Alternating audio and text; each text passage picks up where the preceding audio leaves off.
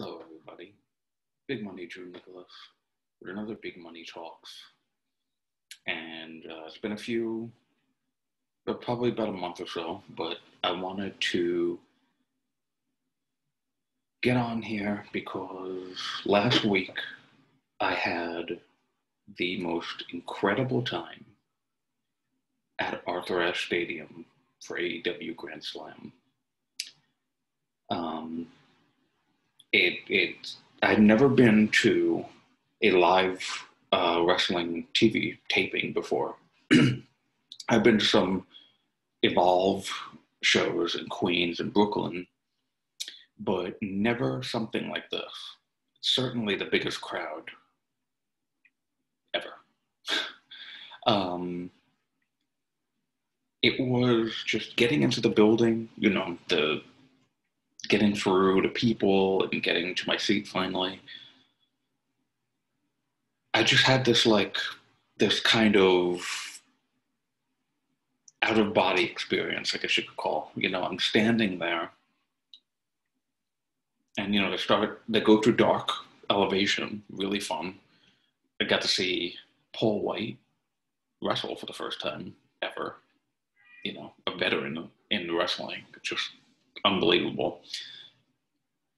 But I don't know what it was, because I think it's the reality of it hadn't set in for me yet. So they started announcing, Justin Roberts was announcing the announcers. They were coming out one by one. And then Jim Ross comes out, and Jim Ross' music plays. And I don't know what in that moment, it set in for me. Holy hell, I am here and I am about to watch, not on TV, AEW Dynamite right in front of me, my very eyes. Daniel Bryan, Bryan Danielson, Kenny Omega, CM Punk, Chris Jericho, Sting, the Young Bucks, Adam Cole. I mean, so many people that I never thought I would get the opportunity to see. I mean, especially Bryan Danielson and CM Punk. I definitely CM Punk. But I got to do that. I got to be in a building, a historic moment. I got to sit in a crowd and not be watching on TV going, oh, I'm jealous of those people. I envy those people. I want to be there. I get to say I was there for that. What a show. What a show it was. Starting with Bryan and Kenny. And I just have to say, I was pretty emotional.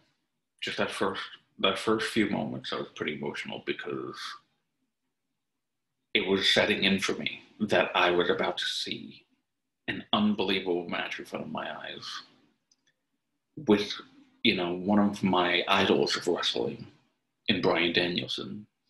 And Kenny, he's very quickly becoming an idol. I didn't know of him before AEW, really, because I didn't watch much of New Japan. But man, it was, Bryan's music hits, and I couldn't even really hear Bryan's music that much because it was like the building was so loud that you could barely hear his music. So if they didn't have his Tron, graphics going, I wouldn't have even known that he was coming out until he walked out of the tunnel. And then, so this is interesting, because I said Bryan is my idol, and Kenny's getting there. But honestly, I got more emotional when I heard Kenny Omega's music play. And the reason why, it's a funny reason. I think that his entrance theme is my favorite right now. And I've heard the original on YouTube, and it's really, I mean, I love it so much. The way that it starts, goes right into that chorus. It sounds amazing. It's one of my favorite ones right now. Probably my favorite, my number one right now. So I had been seeing, as I was watching Dynamite, they weren't really playing that original version of it. They would do the one where, like, it would be that, like, video game sound where the cheerleaders were coming out and doing their thing, and then it would go right to the chorus. Or it would be that it would just, like, be a quick cut of it and then go right into the chorus. Or he wouldn't even come out to his music. He would come out to, like, the Young Bucks or something, because they would come out as a team. So I didn't know if they were all going to come out together. I didn't know if they would do the big grand entrance with the announcer, with the Justin Roberts doing the North Carolina, you know, and that whole thing. I didn't know what they were going to do, but I didn't think they were going to play the original song. So I was listening to the other versions of the song for a little while now, just to get into that mood. So this way, when I saw it come up immediately, I'd be able to react. So Bryan Danielson comes out, and then Kenny Omega comes out. And I'm holding my my phone. I was taking a video. I was about to take a video. I think I was taking a picture. And this music starts playing. I'm like, wait a minute. What's that? Because it didn't register with me at first.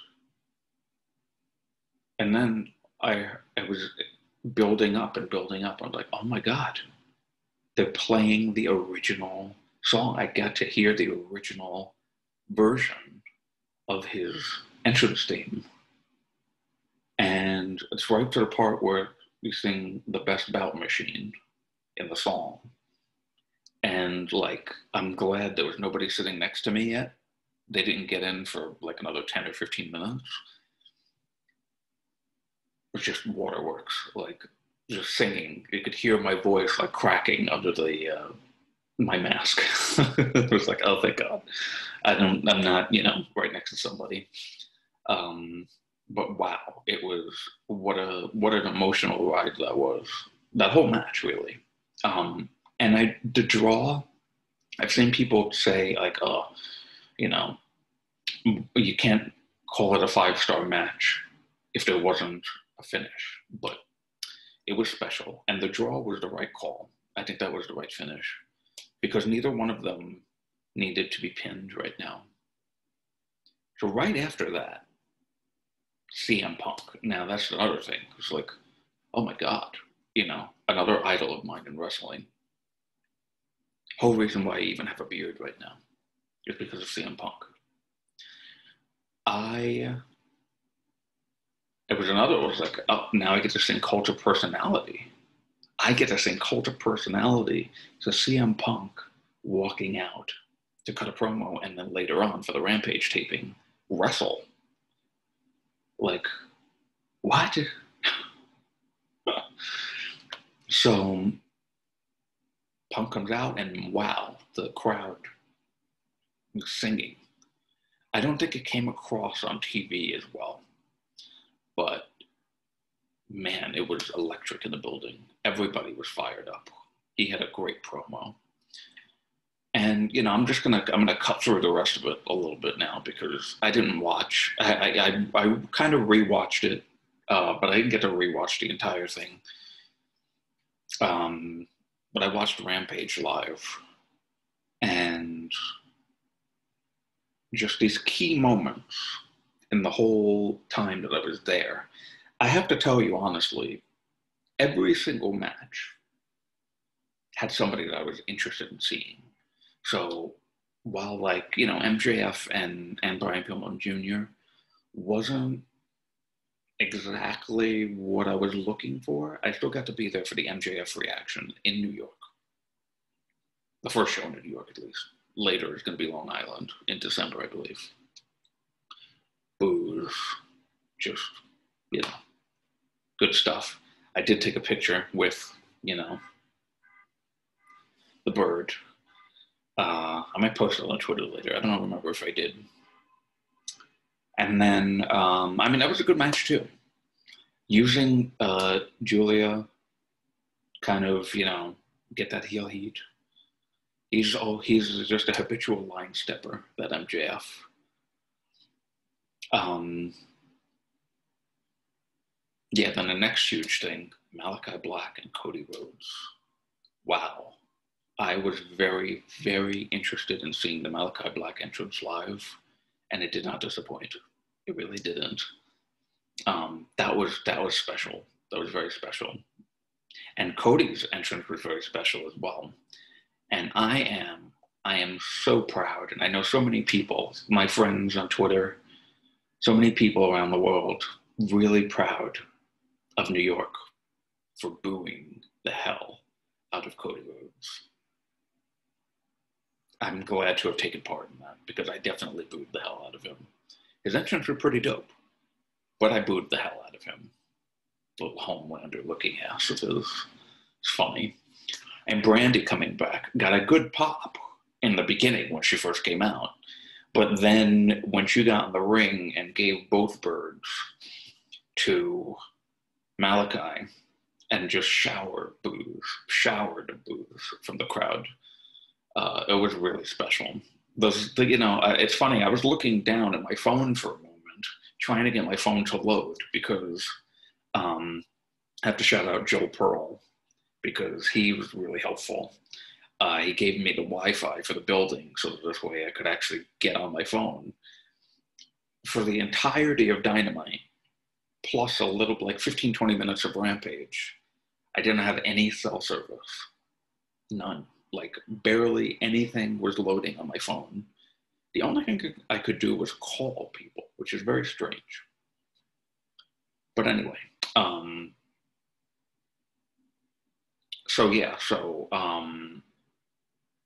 that was a great match. Did not expect Cody to lose. I really thought Cody was going to win. But I wonder if they called an audible because of those boos. It would have been interesting to find out. I wonder if Fightful Select will report on that or somewhere. Because, I feel like it was made for Cody to win, but it would not have been the right choice. So I'm glad that Malachi ended up winning.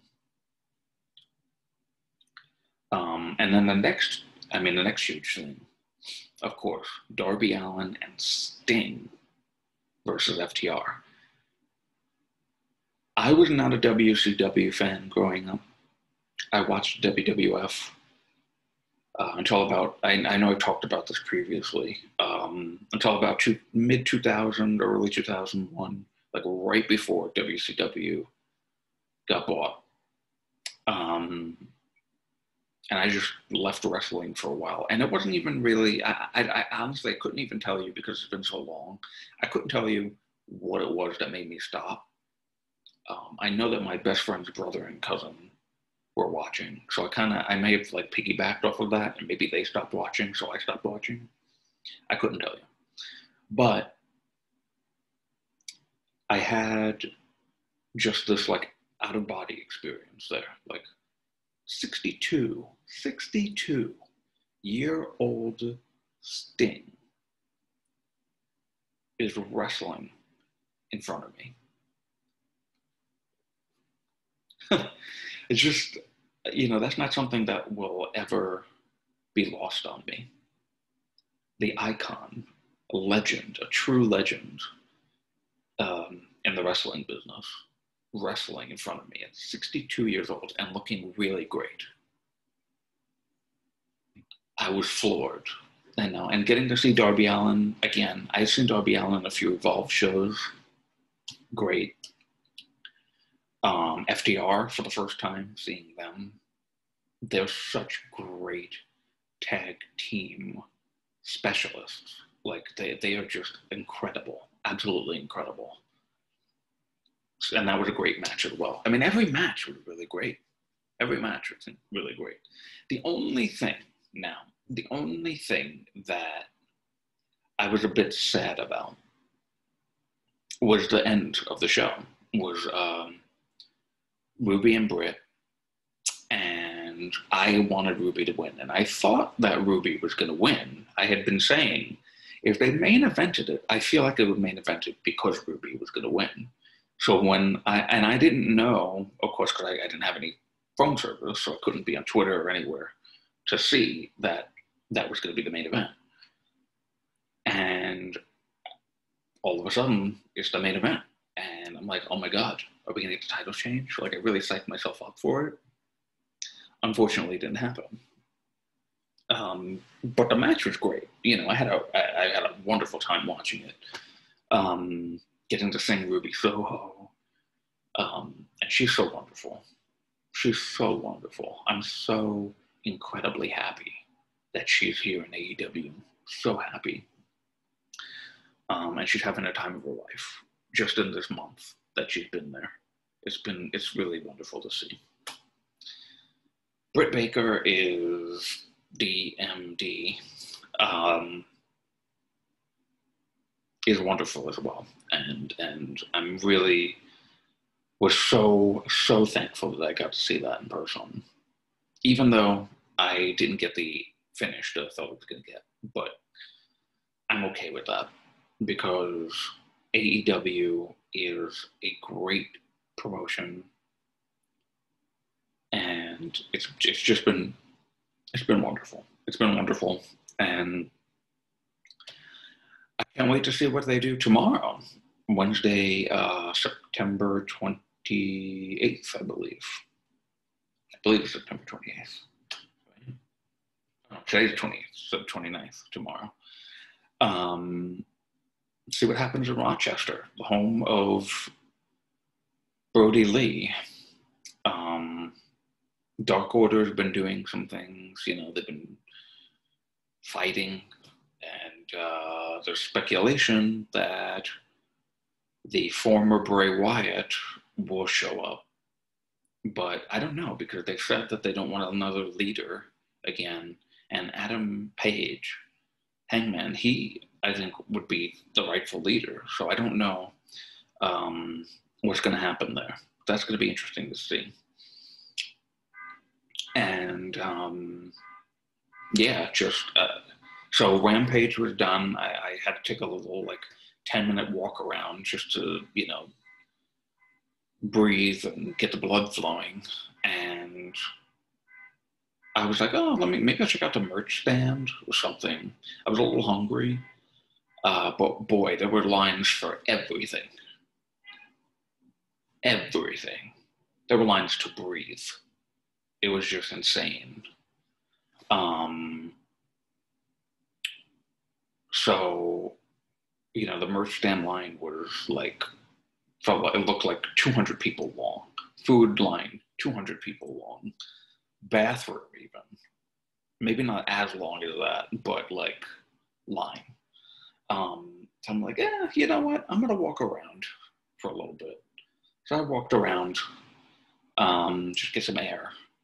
And I mean, I didn't really walk around to get air because I was sitting right by an entrance to the sections.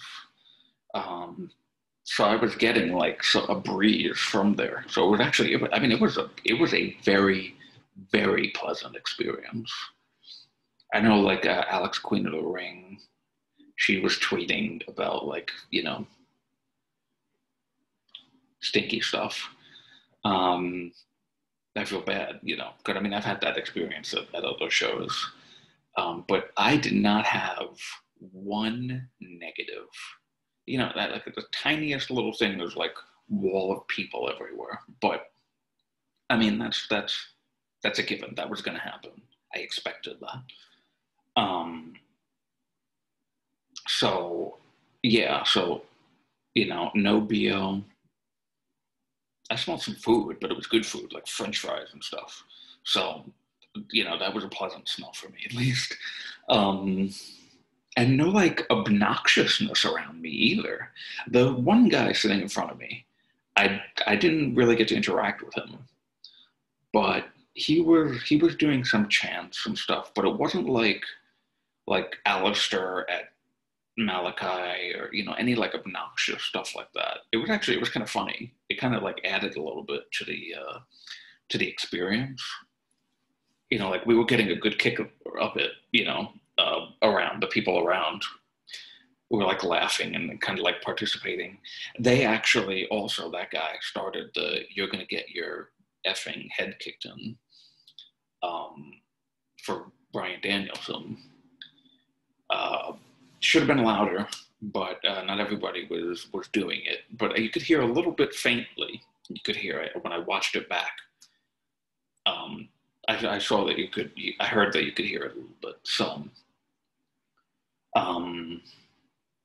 then Rampage starts. And right before Rampage, I haven't seen it on Twitter or anything. I haven't seen the video. But the Acclaimed comes out. And I wasn't at my seat yet, so I didn't hear the rap that Max Caster did. So Tony Khan comes out because Max was like trying to get Tony to rap battle him there, and he wasn't answering. So Tony comes out, and they bring out Lil Uzi Vert. I'm not really that's not my thing, but that was pretty cool, I have to say. So he helped Tony Khan write the rap, and I don't remember what the rap was, but it got a pop because, of course. And that was a fun segment before the show. But so part of Tony's rap was that he was going to suspend the Acclaimed again. And then when it was finished, he started walking away, and then he came back with the mic again. It's like, no, they're not actually getting suspended again, just so that this way nobody would report that they were getting suspended. It was funny.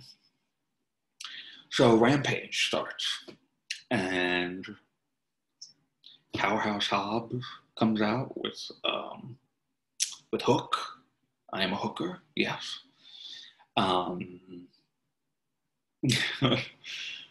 So weird admitting that. But yes, I am a hooker, through and through, 100%. That was fun. That was a great entrance. And then, of course, here comes CM Punk. Everybody singing Cult of Personality again. It was so special. And getting to see him wrestle, man, it's like he didn't lose a step, really. There was this one little spot where, like, it looked like, maybe not as much on TV, but from where I was sitting, like, Hobbs' head got spiked on the mat a little bit. I was like, oh, is everything okay? And, of course, he was fine. But, yeah, that was special. That was very special, getting to see CM Punk wrestle in front of me. Wow. And then was the next incredible experience of the Young Bucks and Adam Cole, baby. Funny that, and I haven't actually said this. I've had this, privately, but Adam Cole, when it was pretty much like, you kind of figured that what was going to end up happening. He was the last person on my list that I thought I would kind of care about, I guess, in the beginning. But All Out was just so special that it immediately drew me in. Like, I'm already a huge fan of him there, immediately. So, Young Bucks come out for Rampage, Super Kick Party.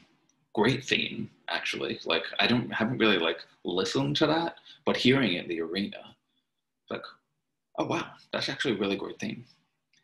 And then of course, it's all about the boom and the crowd. This was already, the Punk and Hobbs went a good like 10, 11, or 12 minutes, I would say. So this was like almost 10:30, I want to say, 10:30 p.m. Eastern. This crowd has already been there since at least 7 o'clock. They were electric for Adam Cole, as if it was the start of Dynamite. Barely anybody left. Like this, the whole arena was still packed. And that was just an incredible experience. To get to do the boom, the Adam Cole baby, like everything. That was such an incredible experience. And I tweeted that too. Like I tweeted the video, how loud it was in that building. Brandon Cutler is a gem. They didn't show it on because it went to commercial. So it was there was this part, and it's on BTE. I tweeted it yesterday, where he goes after Jungle Boy with that spray can, you know, that they're spraying. And he runs after him like a little kid after he attacks Matt or Nick. I don't remember who it was. Spraying at him, just like running at him, spraying. And everybody popped in the arena for that. It was so funny. He's so great. This was like a great role for him. And getting to see Jungle Boy and Luchasaurus and Marco in the building in front of me as well. It's just so special. So special. What a great match that was. And then was, I believe, Chris Jericho and Jake Hager versus the Men of the Year, getting to sing Judas. I sang Judas. I'm not ashamed to admit it. It was amazing. And everybody pretty much knew the lyrics from the start. I was very impressed. Fine match. I'm not, you know, it was a fine match. You know, I had really no complaints about it.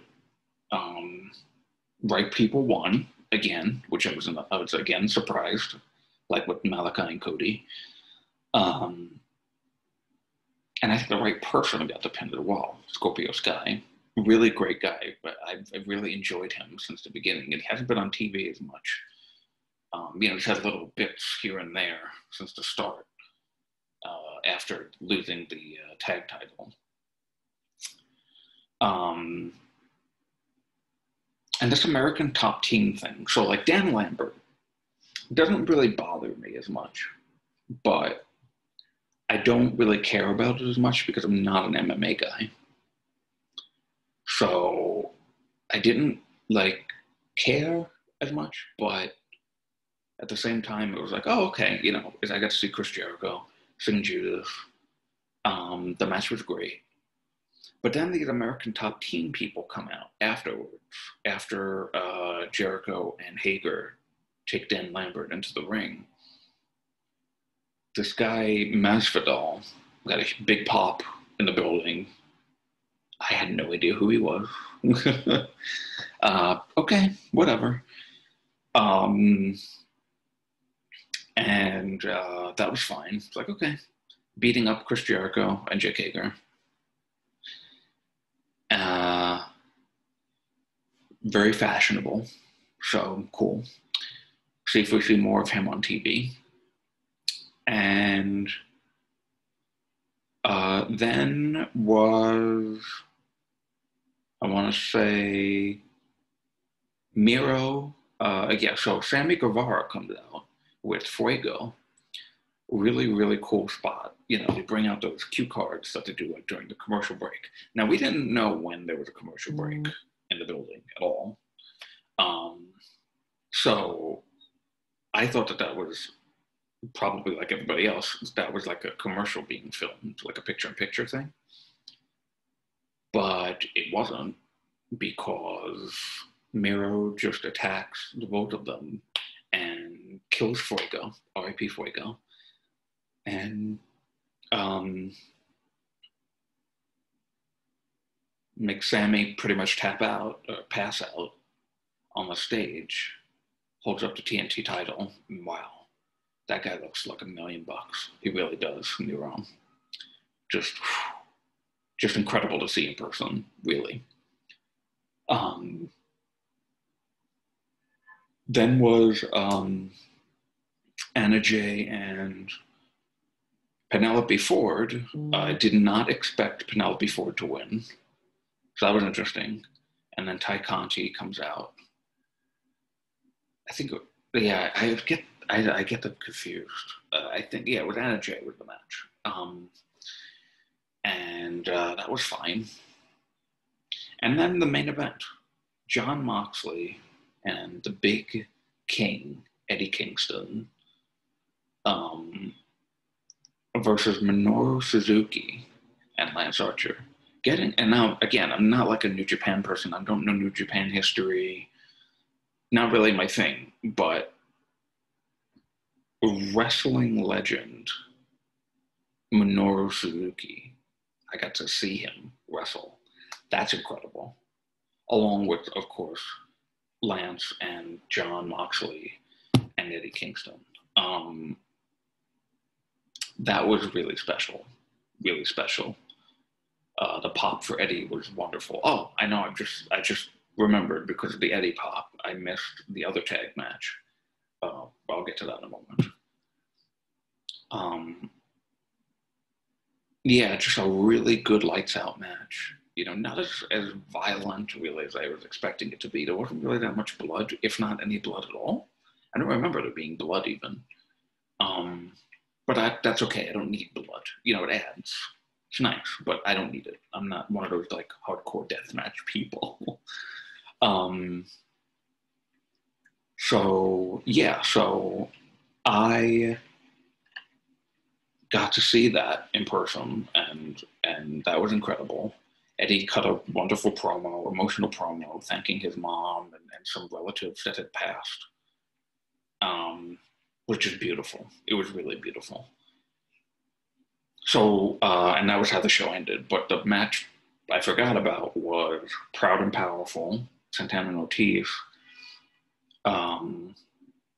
and the Lucha Brothers versus Hardy Family Office. Holy crap, that was such an incredible match. Such an incredible match.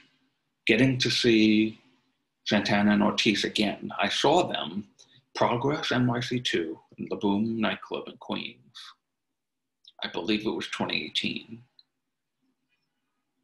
With Chris Brooks versus Chris Brooks and Jonathan Gresham. That was incredible. One of the best tag team matches I'd ever seen in my life. And now I got to see this and Lucha Brothers. Oh my God, they are incredible. Absolutely incredible. Hardy Family Office is good too. And the funny moment where Matt Hardy, Big Money Matt Hardy, Matt, if you ever see this, I get the Big Money Drew thing from you, man. That was a huge influence. Thank you.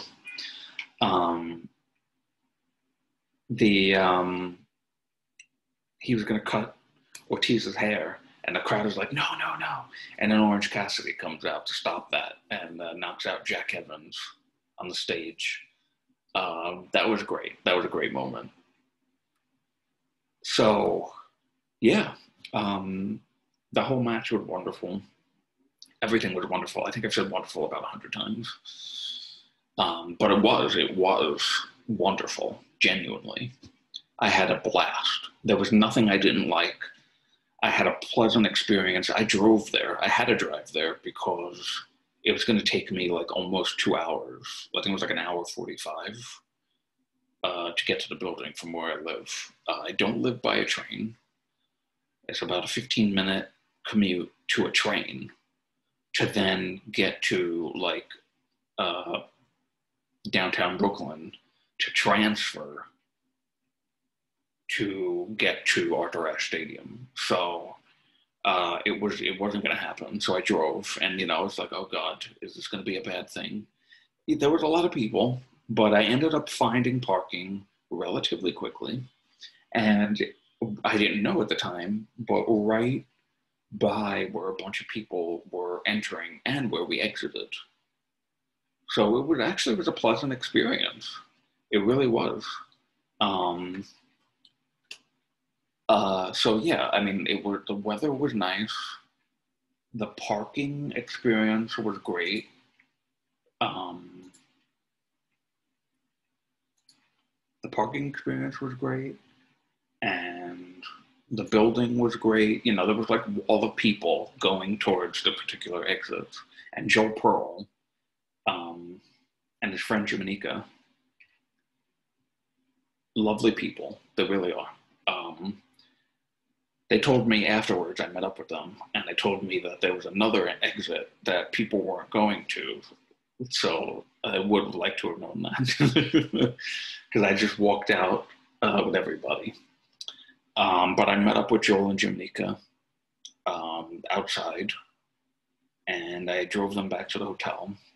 It was a really nice ride. Even getting out wasn't that bad. Getting back to the car wasn't bad. There was a line of people to a traffic light, like maybe 35, well, probably like 40 cars, maybe like 40, 45 cars. So I was in that line, and I wasn't at the line all the way by the major parking place. I was at the line over this. There was an overpass, and there was parking under the overpass, and that line was going that way.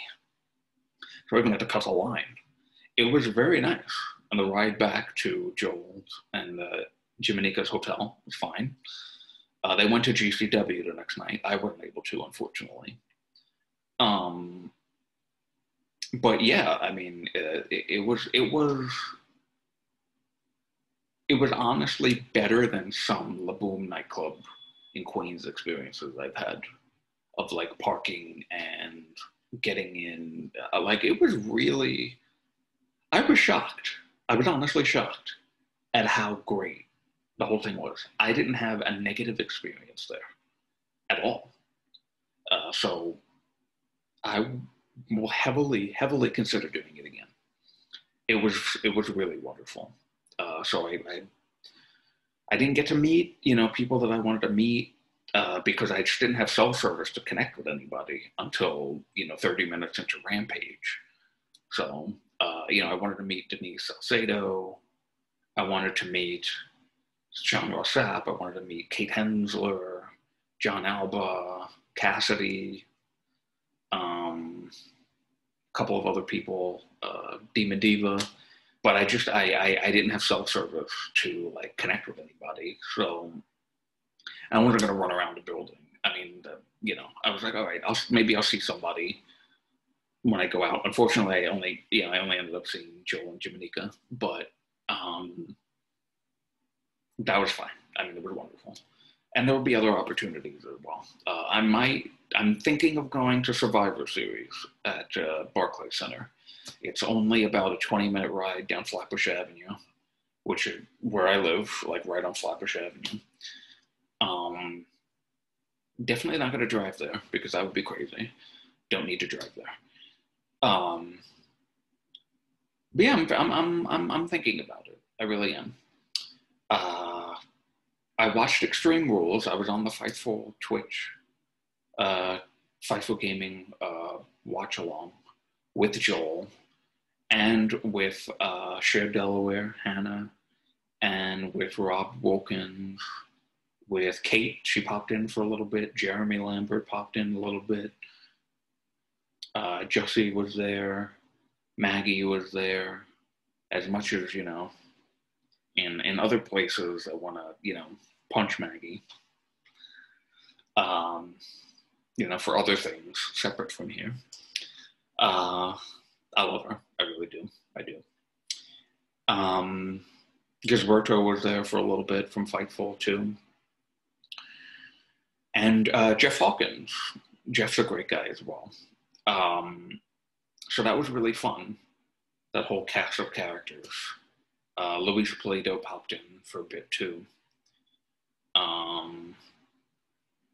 So it was really nice. It was very nice. Like I'm part of, I guess, the extended Fightful universe in a sense. You know, not working there. You know, I don't work for Fightful, but maybe one day. I don't know. I mean, I don't work for Cage Seats anymore. So we'll see. I don't know. But yeah, Extreme Rules was fine. I mean, 2 DQ finishes. Well, a DQ finish in the end, and then whatever happened with the Demon, that was just that was strange. That was strange. You know, I'm a big fan of Finn Balor, so yeah, wasn't really a fan of that. But anyway, Roman Reigns, you know, I'm a big fan, even though you know, I'm not really in love with WWE at the moment. I will cherish this, and I will cherish Roman Reigns always.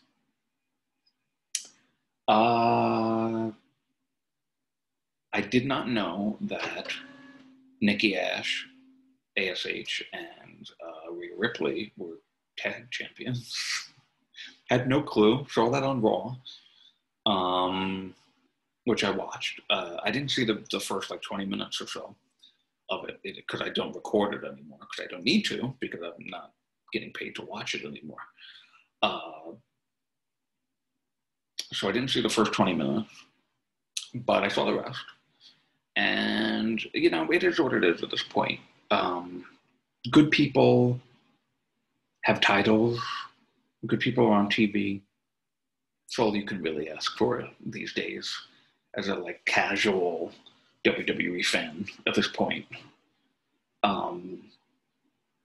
That was, aside from the first 20 minutes that I didn't get to see, that was, like, the first show that I watched, like, in full since my last SmackDown that I did a recap for on Cage Side. Well, I watched SummerSlam as well, so that was like the last full show that I watched. So you know, yeah, it was cool. Reggie and I saw Reggie. She's the longest reigning 24/7 champion. Okay, cool. Doesn't have as many wins as R-Truth though, but we'll see what happens with that.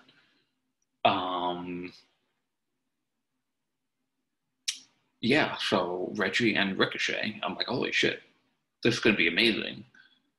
And of course, I went to a DQ. Surprise, surprise. Other than that, I mean, the main event was great. I enjoyed that. I'm just not a fan of cage matches in WWE. Like the booking is so strange. I never was a fan of it really. It's like you're gonna climb up the cage right next to the door. That just doesn't make sense to me. So yeah, I mean, it was all right. It's YouTube material for me at this point. Not a fan of like Goldberg and whatever Goldberg's gonna do. Whatever. Yeah, so we'll see how they follow up. I'm gonna tune in, see how they follow up with the main event of Extreme Rules, and we'll see what happens there. Sasha coming back as well, attacking both Bianca and Becky. We'll see what happens there. Yeah. This was mainly about, you know, Grand Slam and Arthur Ashe, but I wanted to just get my thoughts out on WWE at the moment. I had a wonderful time at Grand Slam. I thank AEW for reinstilling the love of wrestling for me. But again, you know, like if you're out there and you don't like AEW, cool. You like WWE, you like Ring of Honor, Impact, whatever, cool. I have said before, I am not the type of person that is going to shit on you for liking what you like. Subjective opinions. Wrestling is subjective at the end of the day. So you do you, I do me. Don't come at me for liking AEW, because I'm not coming at you for liking WWE or anything else.